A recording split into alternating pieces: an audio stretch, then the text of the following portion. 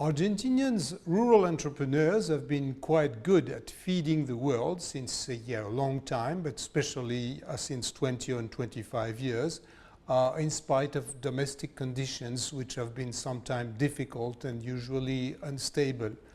But the question today, as the world is changing so rapidly, as we know, I mean, is the Argentinian production model, is it sustainable in the long run? My answer is yes, but yes only if you are very careful to understand the challenges and the new trends in our current world. What I will do today is try to identify some of these challenges, and I will mention 8 of them. Challenge or trend number 1 is that in spite of the 2008 crisis, the economic system, the global system, is still there. It has survived. We still have free market. We have free entrepreneurship. We have exchanges all over the world. And in spite of this crisis, in spite of heated rhetorics and political discourse, this model has not been replaced. You heard about protectionism, you heard about economic nationalism, but the truth is that nobody came with a better model. The model is not perfect, but if you look at economic history, it's the best model we ever had. What about the crisis? Well, I'm afraid that crises are built into the system. Why? Because, modernity is based on innovation. Sometimes innovation works, sometimes innovation fails. When innovation fails, you have a crisis. Therefore, I think we have survived this crisis, but will be confronted to more crises. And this cannot be avoided, and also this cannot be predicted. It's what we call in economics the process of destructive creation. The worst in a period of crisis is political overreaction. Because there is a crisis, people say, well, this is the end of the world, the end of capitalism. So overreaction makes crisis longer and deeper. Thank God, basically, all governments have been able to keep their cool, and the system as we know it will go on for a long time. And once again, nobody came with a better system for the future, and this system brought a lot of good to mankind. Challenge number 2. As I said, we just lived through a crisis, we'll have more crises, but what is more important, I think, is to understand that what I call the golden 80s are behind us. Starting in the 80s, you had huge countries like China and India shifting from socialism and closed economy to free market and capitalism and entrepreneurship. And this has created a fantastic economic boom. It has brought to the market hundreds of millions of people joining the new middle class and adopting a Western way of life, especially in food. And Argentinian producers have been very good at seizing this opportunity and selling to this new middle class all over the world. But I think the time of very high growth, when China was rising by 10% or India by 7%, this is over. This very high growth rate was something exceptional. It was explained, as I said before, because these countries got out of socialism and also because they had a lot of catching up to do. What we see now is a slow growth, and which I think is the long trend, because if you look at the economic history, the normal economic growth is, let's say, 2%, including demography. And as population stabilize and we are to a normal growth rate again, this means that the long-term trend in economics will be around 1-2%. This has consequence for you.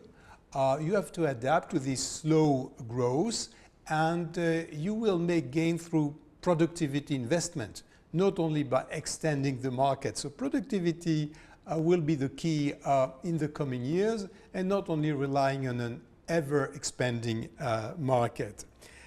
Challenge number 3, prices will go down, which may seem a bit counterintuitive, but I will try to explain why prices will go down and change the parameters of agricultural production. I will mention three factors. First, energy prices will go down because new energy resources are found everywhere these days, mostly shale gas, which bring down the prices of production for energy, industry, and everything. So this is a very important factor, and it will increase in the coming years. Less costly energy.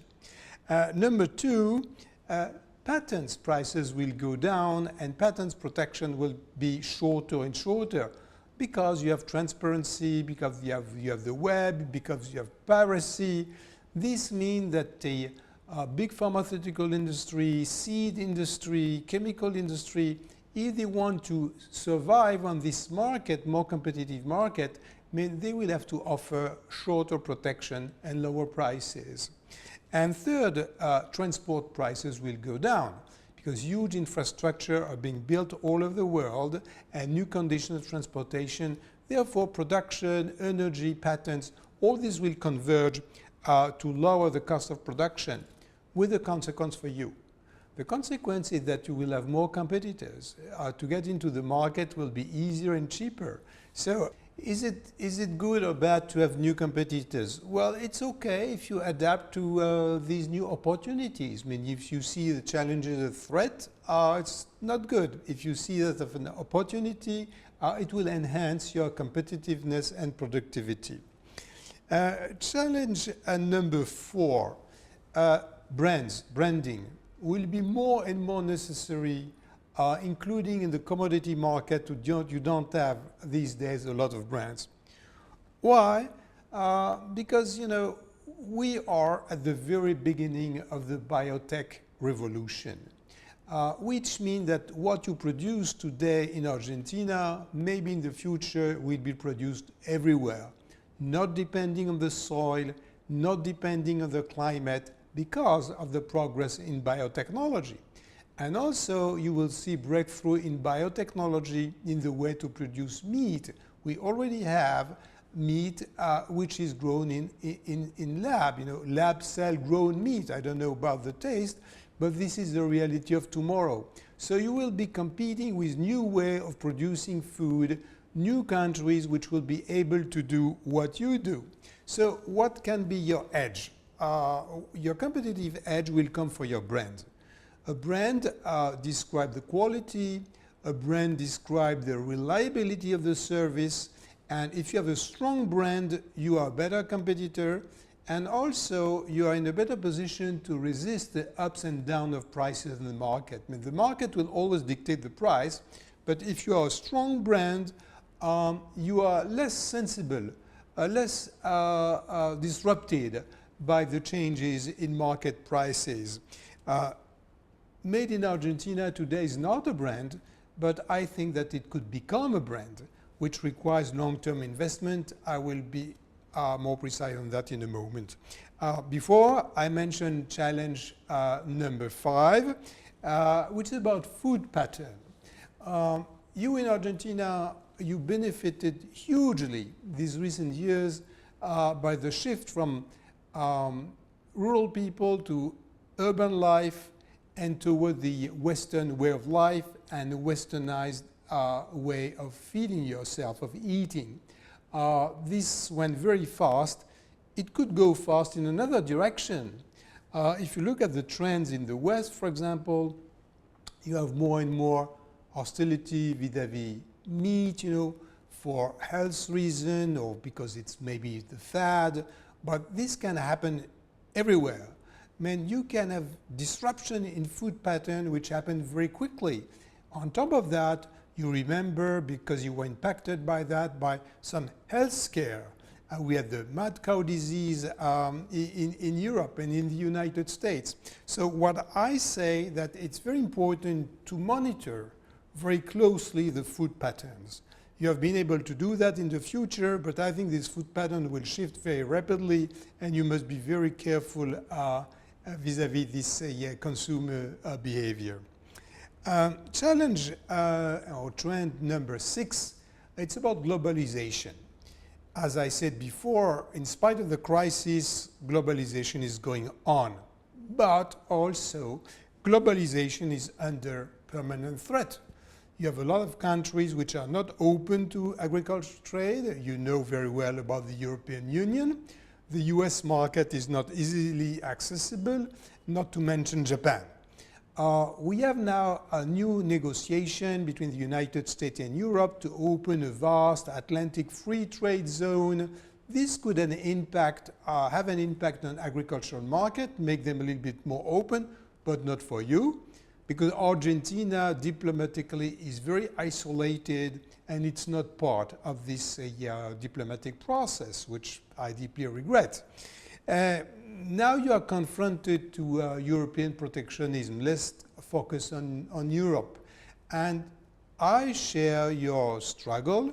I think that European protectionism is not good for the Europeans and certainly not good for you. But what can you do? You can go on complaining, or you can create brands by reaching directly to the consumers. And other countries like Chile did that for wine, for example, fruit and vegetables. And you don't have this kind of food industry which could go around European protectionism. But you better think about it, and it would be more efficient and more rewarding than just protesting against European protectionism, which I fear is there for good and for a long time. And this applies, as I said, to Japan as well. Challenge number 7. What is the next frontier? In the recent years, you have been able to conquer, if I may say so, South Korea, China, and to see the opportunities of these huge countries shifting to a new way of life. But China is a bit unpredictable. So if you rely too much on China, you may discover that China suddenly decides to close its border, and already we see the growth rate in China declining. You have voices in China promoting some kind of food autarky like in the past. So beware China. South Korea is more stable, but of course a smaller country. But if we look at the next frontier, I want to attract your attention on two huge markets. India and Africa. Why India? India is a bit chaotic, but in the long run, I think it's a more sustainable. In the long run, India is a sustainable and growing economy. It's diversified. You see the middle class, which is increasing by leaps and bounds. And I think that India, for you, deserve a very close look. I think it's a very promising market for Argentina. And Africa. Africa doesn't come spontaneously to your mind, but as you may know, in Africa today, the new middle class, westernized middle class, numbers nearly 200 million people, which is very significant. And Africa is not yet in a position to feed itself. Africa needs you, doesn't need support, it needs trade, and also it needs logistical support, it needs training, and I don't see why Argentina, beyond commodities, wouldn't be in a position to sell not only hardware, but also software to African countries. I very much believe that Africa could be your next frontier. Challenge number 8 and final, it's a challenge and it's a hope. It's about Argentina. I'm very optimistic about Argentina. I know that when I say that, I'm a bit isolated, but Argentina needs to get into a more modern political life, and this is essential for its economic future. When I look at Argentina today, on the United Nations Human Development Scale, you are number 45, which is a disaster. I mean, it's one of the worst positions within the Western civilization. And there is one reason for that. The reason is that you have no rule of law in Argentina. Argentina is completely unpredictable. You depend on the leader, you don't depend on the law. So modernization means that you need to shift from a political life defined by the leader, whoever the leader is, to a political life defined by the rule of law. If you have stability in the rule of law, you entrepreneurs, you can shift from short-term to long-term investment. The rationality today, because of the absence of rule of law, is to look for short-term return on investment. But this prevents you to building a food industry, to build a brand, to have long-term strategy. So economics and politics are really interconnected. And I'm optimistic because the people in Argentina now, they understand that. They look around, they see that Argentina is in a weird and isolated position in the world. And I think the trend toward the rule of law will be very strong in the coming years. And this will completely transform the economic outlook and the rationale of being an entrepreneur in Argentina. Now, I know CREA is not a political party, CREA is not involved in politics, but I think CREA has such an experience in rational thinking, long-term thinking, investing in human resources, that it could be part not of the political life, but it could be maybe more active as a think tank for Argentina, as kind of a lobby for Argentina to bring about the rule of law. If you do that, you act in your own interest as entrepreneurs, but you also act in your own interest as citizens. And after all, you are both.